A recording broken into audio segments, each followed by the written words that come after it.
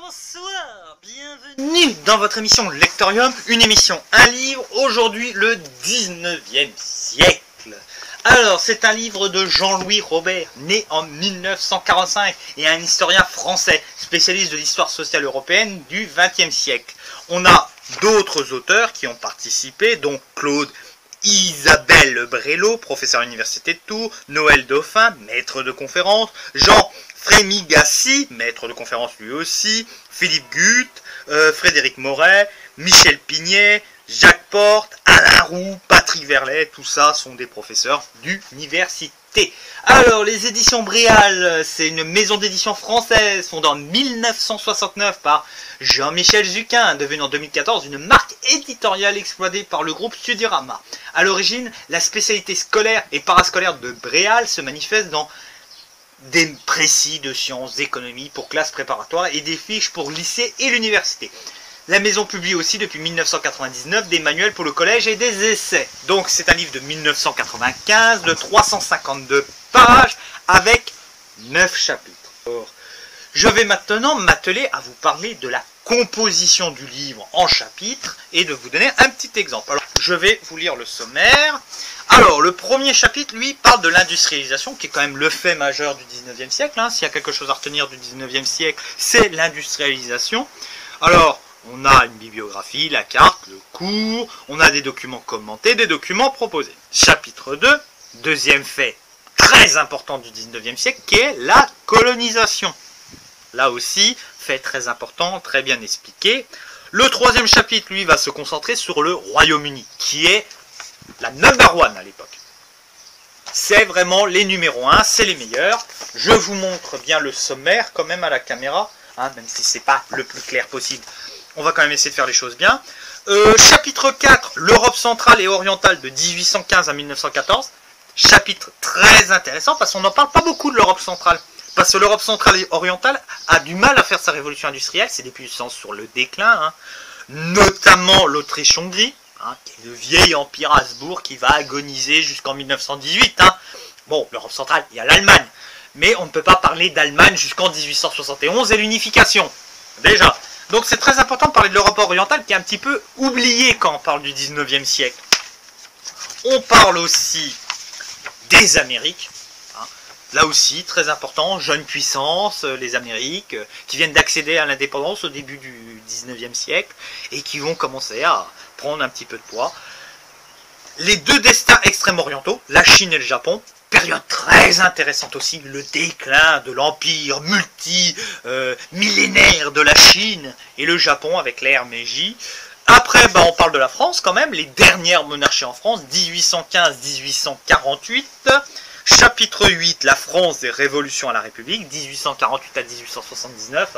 Parce que l'histoire politique française au 19e siècle en France, c'est le bordel. C'est une séquence qui commence avec la Révolution française où on n'a pas arrêté de switcher le régime.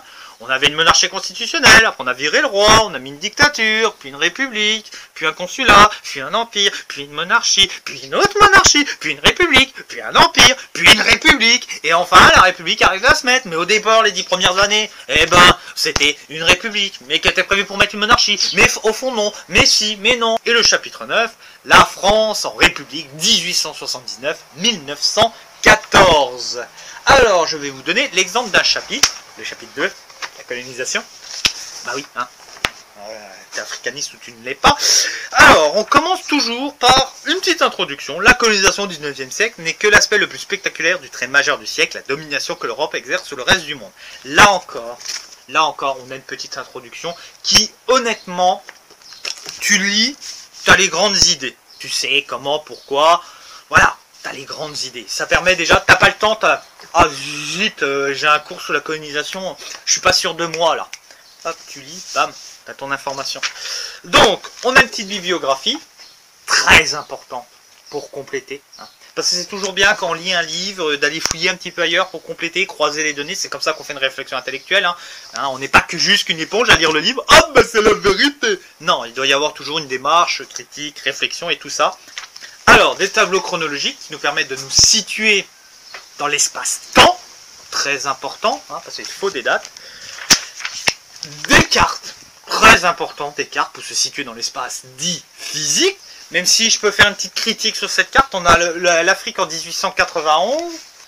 Une carte de l'Afrique en 1880 avec les principaux États comme les Ashanti, le Dahomey, Oyo, Bénin, Aoussa. Ça aurait été bien de voir un avant-après et rendre hommage à ces royaumes précoloniaux.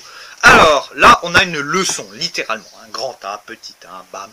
De l'ancien régime colonial à l'impérialisme, petit A. Crise ou renouvellement de la colonisation européenne. On a les petites définitions, on a les chapitres, on a des petits encadrés. Enfin, voilà. C'est très important, c'est très bien fait, c'est très bien indiqué. Donc, voilà. Bah, après, tout le reste du chapitre fonctionne comme ça. Hein, on va littéralement... Le glissement des idées... Du libéralisme à l'impérialisme, le monde colonial, des anciennes rivalités au scramble, la conférence de Berlin, là aussi très important.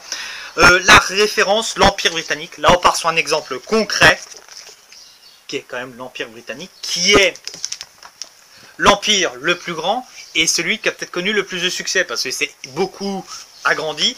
Et si tu regardes bien, ben, c'est les colonies britanniques qui s'en sortent le mieux. Parce que je tiens à rappeler qu'une des plus grandes puissances mondiales est quand même une ancienne colonie, c'est les États-Unis. Je ne parle même pas de l'émergence de l'Inde. Je ferai aussi référence à la situation du Ghana, du Nigeria, qui sont quand même des poids lourds dans l'Afrique actuelle. Même si le Nigeria connaît malheureusement des difficultés. Donc voilà, la colonisation française, qui est, on va le dire, un véritable échec. Parce que ces pays connaissent beaucoup de difficultés encore aujourd'hui. Petite illustration assez sympathique toujours, ça égaye le chapitre. Voilà, donc voilà, on a vraiment toutes les définitions. Alors, on a aussi à la fin un document commenté, c'est bien, comment traiter le sujet. Hein. On va être honnête, c'est très intéressant. Alors, on a le document, on a les remarques préliminaires, petite présentation, petite explication des familles, parce que quand même, il faut bien faire les choses. Une vision, l'intérêt et la portée du texte. On a un deuxième document commenté, la révolte des Sipay. On a un troisième document proposé. Et on a une dissertation expliquée. L'impérialisme colonial en Afrique a-t-il été le stade suprême du capitalisme? Élaboration du devoir, définir le sujet, construire le plan, rédaction. Très important, et là c'est très bien fait. Donc nous avons aussi une deuxième et une troisième dissertation proposée, ce qui permet d'avoir quelque chose de très bien fait. Alors, il n'y a pas d'annexe dans le livre. Pourquoi je kiffe ce livre? Déjà, c'est une échelle mondiale, ce qui est primordial à partir du XVe siècle. On a des cours plus dissertations et documents, donc ça permet quand même d'avoir les données, comment les traiter, puis avoir... Ça peut toujours être utile pour un étudiant d'avoir des dissertations, parce qu'il peut toujours trouver des liens par rapport à ce qu'on peut lui donner, et puis ça lui permet de travailler la méthodologie. Hein.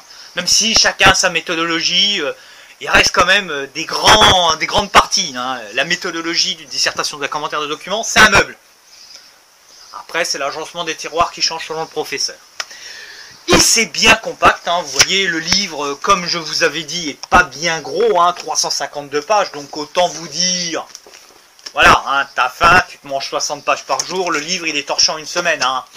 Faut pas avoir peur. Donc voilà, c'est bien compact, il y a l'échelle mondiale, c'est bien fait. J'espère que cette vidéo vous a plu, si elle vous a plu, vous pouvez liker, partager, faire de la pub pour la chaîne, ça fait plaisir. Je vous souhaite une bonne fin de journée, ciao!